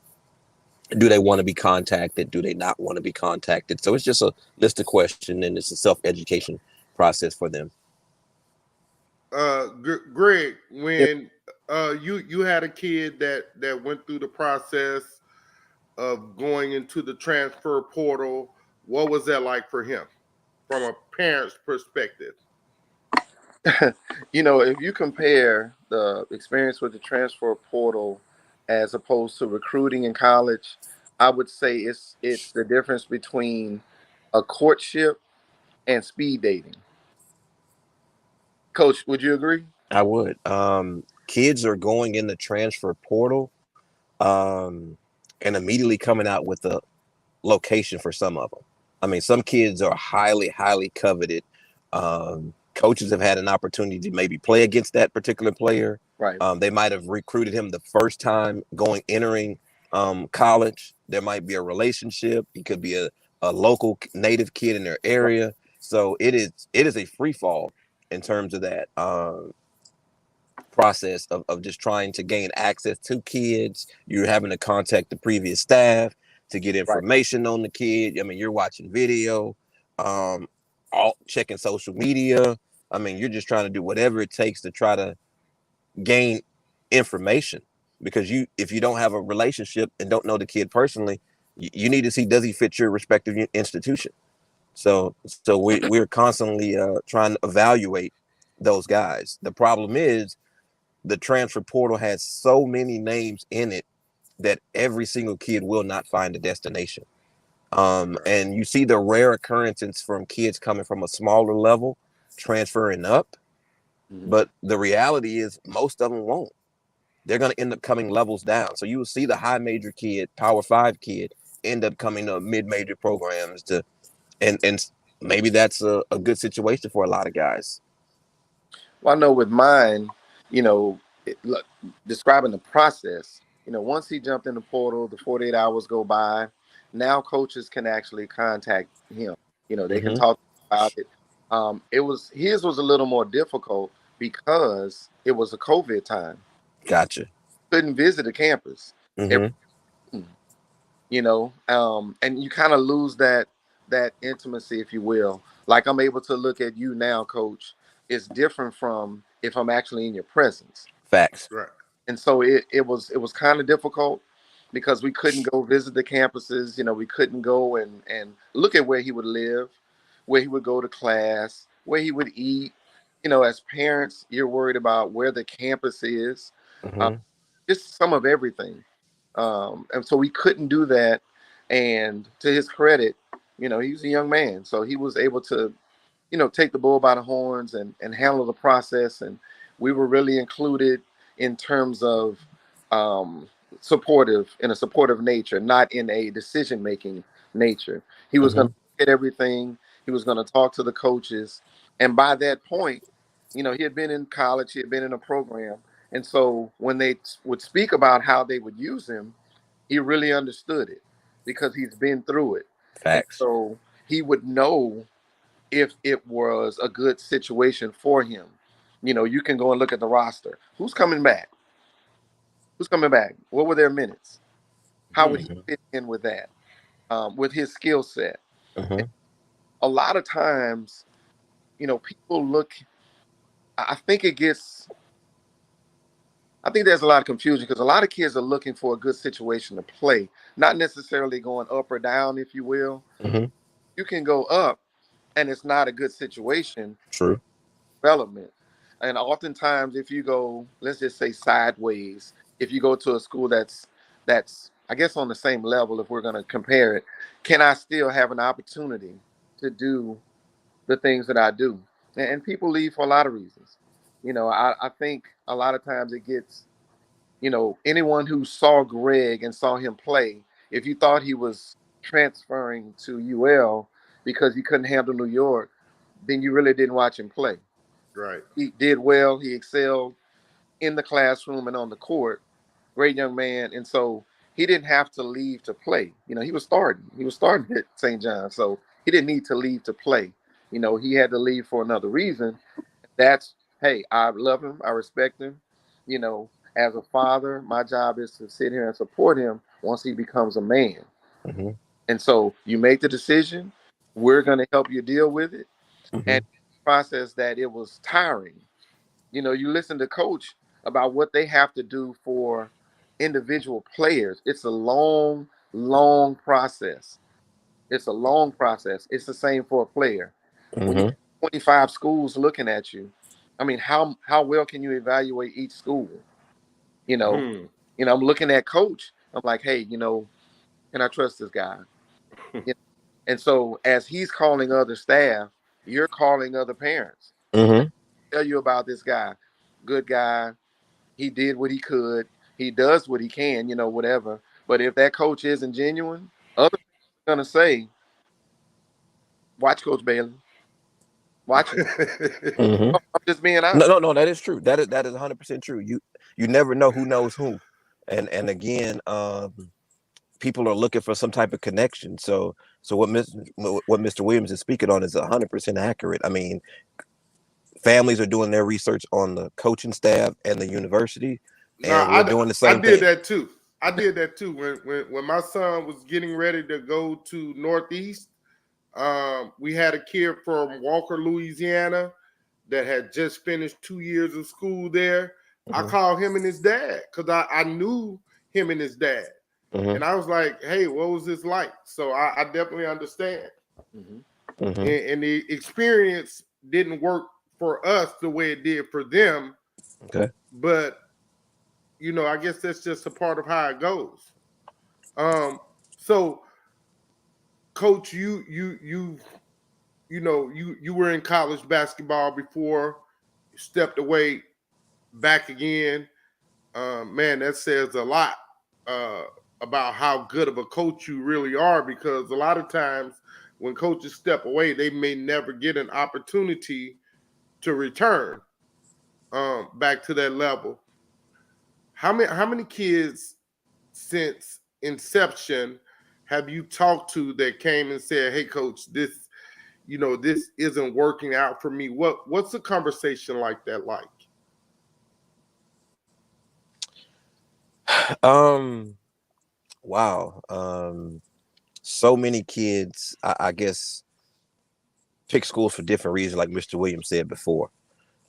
Everybody wants something different out of it, and getting back into it and finding them homes. That's a real tough thing to do. I'd say that. Mhm. Mhm. I mean, it's just no. It's so many misconceptions with basketball. We within the basketball community as a whole, we've got to do a better job of educating parents and student athletes about what's really going on. And I say that because growing up, most kids are playing for the love of the game. Right, However, when you get to college, it's a business, and right, they don't know that it is a business. And saying that, we bet our jobs on kids 17 to 23 years old. So that's how we feed our families. So you only have a limited number of scholarships per year. We can only take. We got to try to get the right ones that fit what it is that we're looking to do as a program. And just because a university doesn't pull the trigger on you and offer you a scholarship or take your commitment, it doesn't mean that you're a bad player or a bad person. Like, everything just doesn't happen at the same time for everybody. And again, there's different levels to it, and just because you go to a specific level doesn't have any type of indictment on you as a player. So I think we as a whole have to just accept that, because the goal should be to get free tuition.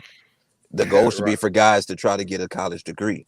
I know everybody believes and has the desire to play professionally. The reality is that's a very small number of people who are even fortunate to have that opportunity. If we go from the high school to the college level, you're talking about 3 to 4% of kids playing. So if you're one of those 4%ers to play at any level, that's a blessing upon itself. So now you got to take that opportunity and run with it, and hopefully put yourself in a better perspective, in a better place in life.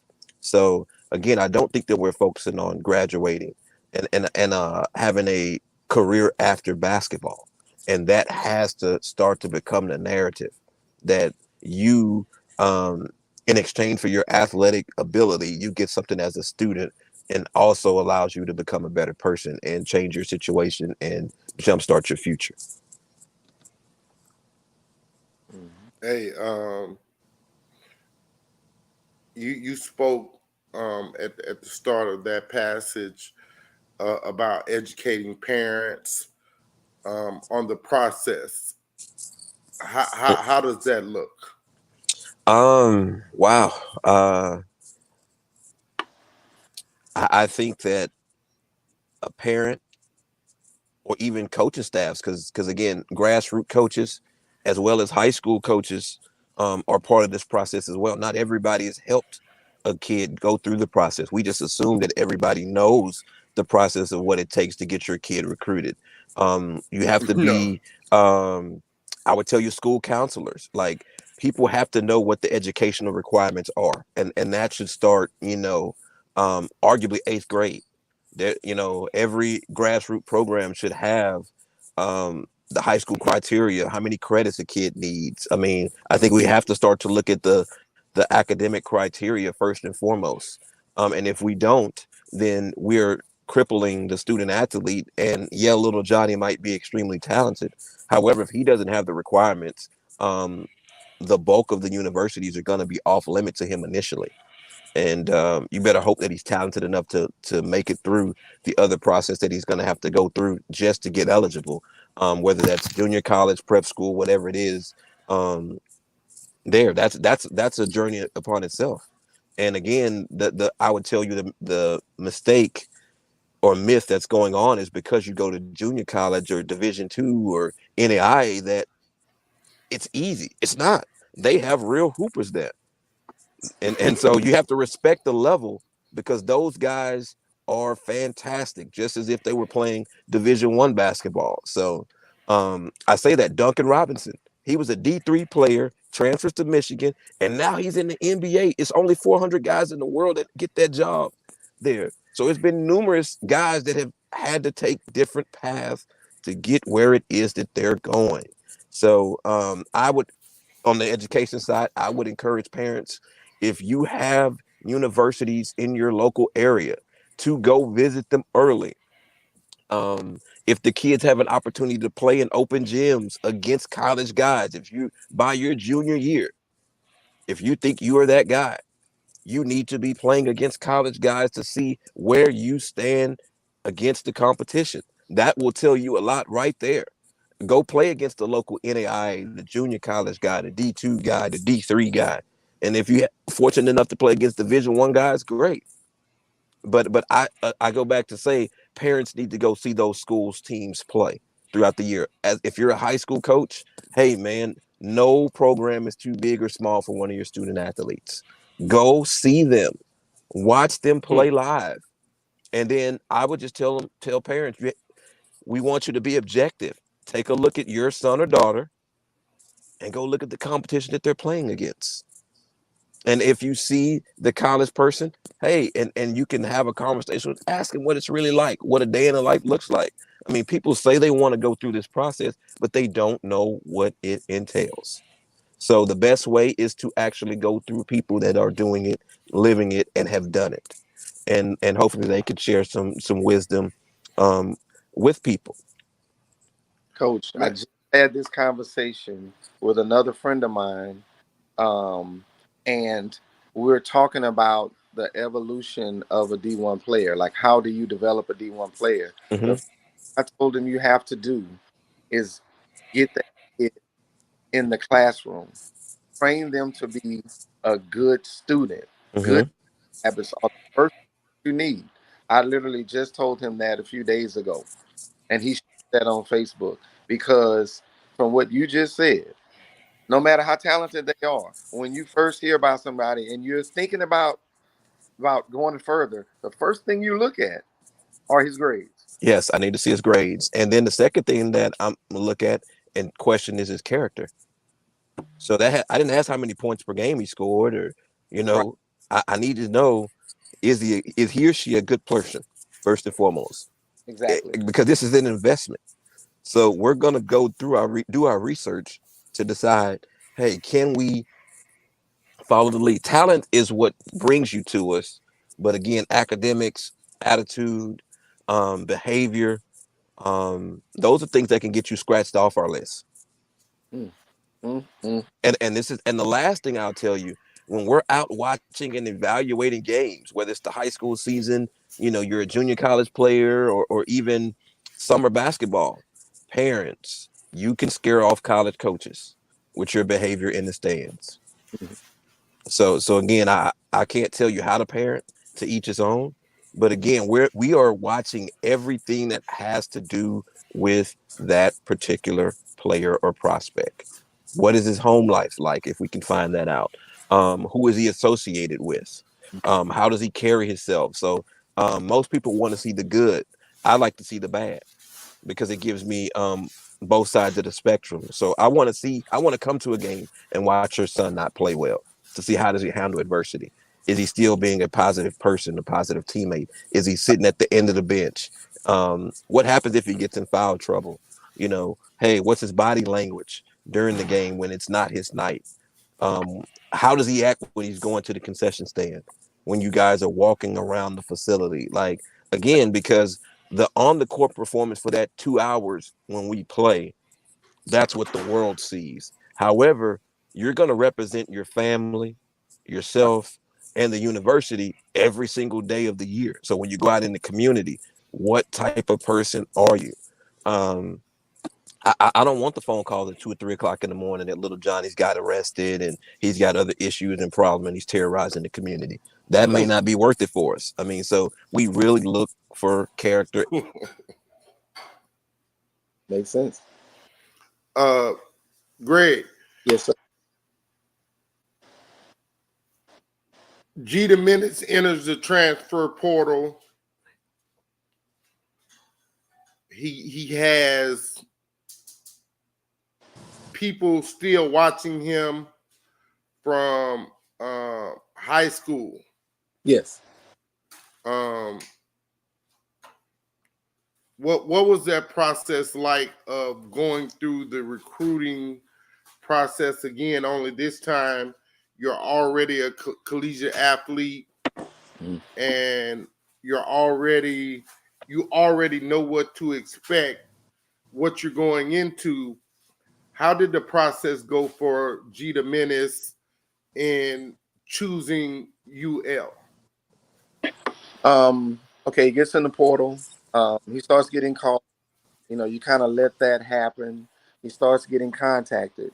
And so then he starts telling me about it. And I started doing my research. I started looking at the team. I started looking at who they have, who's leaving, and who might leave, but might come back. All that's important. You want to look at the stability of the coaching staff. Just like Coach said, he wants to look at the stability of the family. We're concerned about the stability of the staff because let's say Coach Bailey recruits Greg, then he leaves. So the guy that we made a connection with is gone now, but he signed. He's with the university. Can that happen anyway? It can. Am I mad at Coach Bailey? Absolutely not. Coach Bailey has to do what's best for him, and those are the things that we're doing. So he gets in the portal. He has a bunch of schools. We start having Zooms, and they have the charts. You have to look at the charts, and they talk about the things that you did, the things that they could possibly help you with, and things of that nature. But as he said, they already know the kind of character you have, and so they've done it. That's why they're going this far. They prepared slides for you because they want. So we're looking at them. We're having conversations all day, all night. Then we start them again the next day. This process, it's very is you get tired from, but it's a necessary process. So when Greg him, part of the process also, and even though it hadn't been completed, we were talking about NILs Mm-hmm. because let's say in New York, he's not a native of New York. So his NILs would have to come from his notoriety or for what he did while he's there. But in thinking of NILs, we realize that when you come to Lafayette, that's where it all started for you. As a middle school kid, as a junior high kid, as a high school kid. Then you go to college, do well away. When you come back, it generates a lot of interest, and um, not just in coming back to represent Lafayette in Lafayette, but also people wanting to get behind you and say, "We like what you did while you were here. We love what you did when you were away. We want to reward you for that." So that became an attractive thing in terms of recruiting that no one else could offer. No one else could talk about the NILs can generate in the area that you grew up. They can't, because everybody knows you here. Right. Whether actively or passively, they know of you. And so I'm thinking that played a large part in it. But then also um, being home. It's nothing like grandma's cooking. Yeah. Nothing like it. There's nothing like, I don't want to get in trouble. There's nothing like seeing your brother develop, your little brother who was at the time a little younger and up and coming, and now he's come and he's doing his thing. And so, all of those play. Like I said, it was rough. When he decided on it, I kicked back, just relaxed. I was happy with it because he was happy with it. And Right. that's the only thing that matters. And so when he made the decision, the family, we jumped on it. Oh, we got to do shirts. We were all in. We have to celebrate because he's coming home. And Right. it doesn't matter. Like when Coach talking about, you want to watch him have a bad game. We want to watch him. Guess what? In our eyes, he never has a bad game. Right. Never. Right. So we lost, but I had 20. No, he hates losing. Right. He hates losing. And so Right. I was thinking about how to get better. What could I do to help the team? And it's so funny because after the game, like for people who never played sports at a high competitive level, it's very difficult to play a game, an important game, and lose. And then you got to come out and talk to your family and friends. You have to try and smile when you're really mad. And so, Or you got a dad that drove 7 hours to see you play, and it's not that you played bad, but you still lost, and your dad is like, "Well, why you didn't do more?" Well, damn, Dad, I had 18 and 10. Well, get 28 and 10 next time. 28 and 20. well, you know what? To be honest, that's a lot of pressure. I never want him to think about I drove 7 hours. I never want him to think about that. No, I don't, because he's already himself up. And so he knows what I'm thinking just by looking at me. But you know what? You can get more from love than hate. And I want him to understand I love you. Don't ever be satisfied with your play. If you won by one, hey man, that's too close. You got my pressure going. Finish this game a little earlier. Put them out there. Or it's just we got to learn as parents how to support these kids. After a game, that's not a time to talk. If a coach doesn't want to talk to you, really. And so I had to learn to give him his space to where he would want to talk about it with me, as opposed to talking about it right at the time. He's hot. He's mad. Coach Bailey got on him because of the turnover. Coach Bailey got on him because of the shot selection. Coach Bailey got on him. And so I got to sit back. And I'm like, I'm mad at Coach Bailey because, man, you didn't leave anything for me. I have nothing to chomp on. You chomped on all of it. Save me something. Right, Coach? Oh, man. I learned this a long time ago.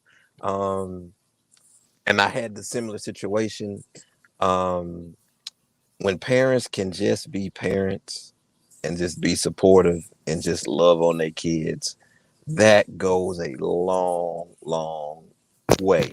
And it's respected at the end of the day. And I think it even enhances the relationship. And I know it's tough for dads. I know it is. You know what I'm saying? Or even if mom is the critic of the family, it's tough. And I know that everybody want to impart their wisdom into them. But Right. as a staff, I think they understand the assignment and mission. I don't think that anybody is intentionally trying to underperform. And because of that, for the sanity of the household and the relationship, sometimes it's just better to just let it be. And again, I found out that a lot of times the players and the relationship, they know you love them, they know you support them, they know you want the best of them and out of them. But when we can embrace them sometimes and just talk about something else other than the game, that allows them to recharge Yes. their batteries and take that mental break, if you will. And Right. and I think they appreciate it because they don't get it. Because like you mentioned, everywhere they go, everybody's asking and talking about the game, and you could have done this and do that. And we as coaches hear that. Hey man, y'all should have done this and done that. Well, you think we was intentionally trying to only win by one or lose by three? Like, you know what I'm saying? I assure you that wasn't the goal, the process, the planning that went into it.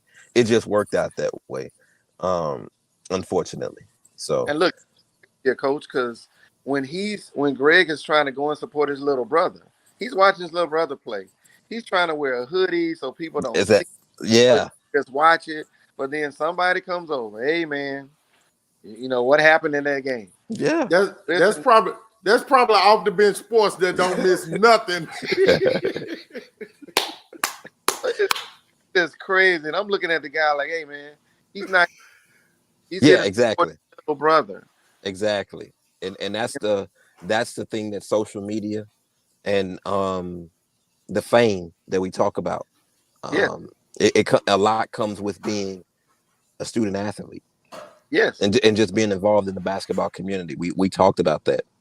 I don't think that enough respect is given. The boundaries are being drawn way, way too tight now. You see that at the professional level, that because the fan buys a ticket to the game, they feel like they can say whatever and do whatever to people. And that has to change. You go back to boundaries. You can like people, you can identify with them, but the respect factor should never, ever drop, even if they're playing against your favorite team. You know, it has to be respectful at all point in time. I just think there are certain lines that you can't ever cross. And I know that wasn't what you were speaking to, but again, it's tough to just go everywhere and be stopped and you can't function as a normal human being. And that's all the kids want. That's all the coaches want. People just want to be normal from time to time, regardless their occupation. I wanted to bring this up. It's never been brought up. Well, in the has when he asked me about the schedule of a D1 player. I think it's also important to talk about food, diet. Yes. Because you're committed to eating a certain way so that your body can perform at its highest level. Yes. And so when you go to college, coaches are looking at, they do checks. They look at, body mass index checks. They're looking at you. And if you're not committed in the kitchen like you are on the court or in the classroom, it's going to affect, your product. And so that's another thing kids got to understand. If you're not going to make a commitment to eating better, then that's going to affect your career. That's going to have Coach Bailey driving by McDonald's and he sees your car. He's going to drive around the parking lot. He's going to look through the window and see you shoving fries in your mouth and then wondering why you can't finish a game. Why you can't stay up during the meetings. What's your assignment, Greg? I forgot his name. All of that affects it. And so diet. Bring that up a lot. Bring up diet because that coach. I mean, if I'm lying, please cut me off. No. You're telling the complete truth. Not every school is fortunate enough to have a nutritionist. But we kind of have a saying: if you want to look like a grown man, you got to eat like a grown man. So the weight room is the most important part of training, and so many kids run away from that.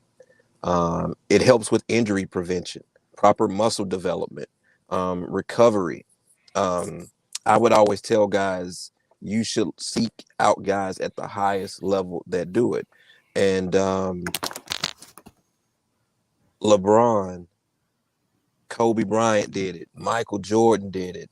All the greats trained for success. They lifted on game day. Some lifted after games. LeBron spends $1 million or more on his body and preventative maintenance and just, if you don't take care of your body, that's what you need to perform. It's like a car. If you don't put the proper gas in your car and rotate the tires and take care of it, that car is going to break down on you. And nutrition is a key element of that car operating at optimal level. So I can say a lot of places have training table. For universities that don't, again, the meal plans, the cafe, there's different things that you should be able to utilize to get what you need. And if you ever have any questions, go see the strength coach. Get with one of the other coaches on staff. If you make that known that that is something that you're interested in, improving those diets, those habits, it turns you into a much better player, and you get more out of your respective game. So I mean, often guys need to gain weight, often guys need to lose weight coming into college, and whatever plan that's put together for you, you've got to adhere to those guidelines, and it's not always going to be easy to change your body. Yes, that discipline. Scholarships are not 4 years. No, they're year to year. You try to tell people that all the time. It's Yeah. not years. If the coach wants to speak to you around July 1st, It could be tough. it could be tough. It could be tough. And again, I started the conversation now talking about academics. That's the Yeah. first thing that can take you out. So guys are on scholarship and not going to class or not performing at a large enough level Right. to get what you need. Every year you're supposed to be progressing toward graduation. So that's something that should be important to you individually, but however, collectively to the team. There's a certain team GPA that we're trying to sustain. There are different things that we need Yes. to help you get to that end goal, which should be graduation. All right. Man, fellas, this has been part one, the transfer portal. Coach Bailey,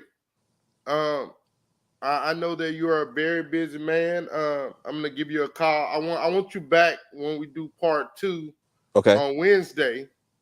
Okay. No, Thursday. When we do part two Okay. on Thursday, I'd like to invite you back if you're available. Okay. Around the same time, 10:30. Because again, I wanted to give it a parent's perspective and a coach's perspective. And for part two, I think that we need to hear from a student athlete himself or herself, and what that process was like for them. Okay. And so I'm gonna need 24 hours to find a portal kid, and get it figured out. But I'm gonna do it. I always figure it out. And so, man, G the Menace Dad. Thank you. You're welcome, sir. Thank you. I'm a big fan. You've done a great job with your boys, as not only as athletes but as young men. They're first class young men, Greg and Cameron. Cameron's my guy, man. Tell him I got an interview waiting on him. I'll make sure I do that. Tell him I got an interview waiting on him. I will tell him Cameron Williams, 6'7", 2024 shooting guard, Lafayette Christian Academy. I just wanted to throw that out there. Yeah. But watch this here. We already know who he is. Now, come on with it. Y'all so petty. Man. Hey, he on my radar. He won't let but I appreciate that. No, I ain't gonna let neither one of y'all be great, because I be snitching on kids. I ain't lying. Hey, coach, you heard about this kid? Oh man, I be snitching on kids, man. Every college coach I know, when I see a kid that I think or know can fit their bill, coach, I got this one, coach. I ain't afraid to do that. That's what I signed up for, to help kids. I don't know why other people signed up, man. I don't even be concerned with all that. I'm just concerned with what Off the Bench Sports and Prep News doing. But it's a crazy process, as you can see. I mean, it's just a process on all sides. You got a coach on here that's looking for players. You have a dad that's hoping that the right school is going to come and it's a fit. and then yourself, Hobart, who's just trying to connect us, trying to get everything together, pull it all together.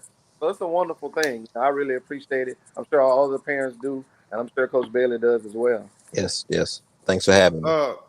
Hey, we want to thank Jerry Phillips, Warren Easton Eagles football. That's my guy, man.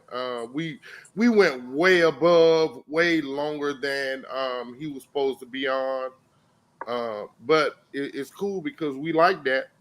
And we talked about just kids who signed in their particular sports, and then transfer portal, part one. Right. I want to thank Greg Williams Sr., Coach Orrin Bailey, two guys that are way up there in my circle. Man, it was great to be back first day with Prep News. I miss you guys, man. I ain't gonna lie. I've been dealing with a lot, and the people that are in my inner circle know what it is. And I ain't lying, man. I missed you guys, but I've never been the type of guy. I don't get online and I don't get online just to get online like a lot of people do. I ain't that type. I get on here when I got something to say, Right. and that's who I am. So. But I'm finna be like these other guys. I'm be on here just making doggone videos, man. Thank you guys. Remember, get off the bench, get into the game. Damn, it felt good to say that. Oh man. I had to take his mic, man.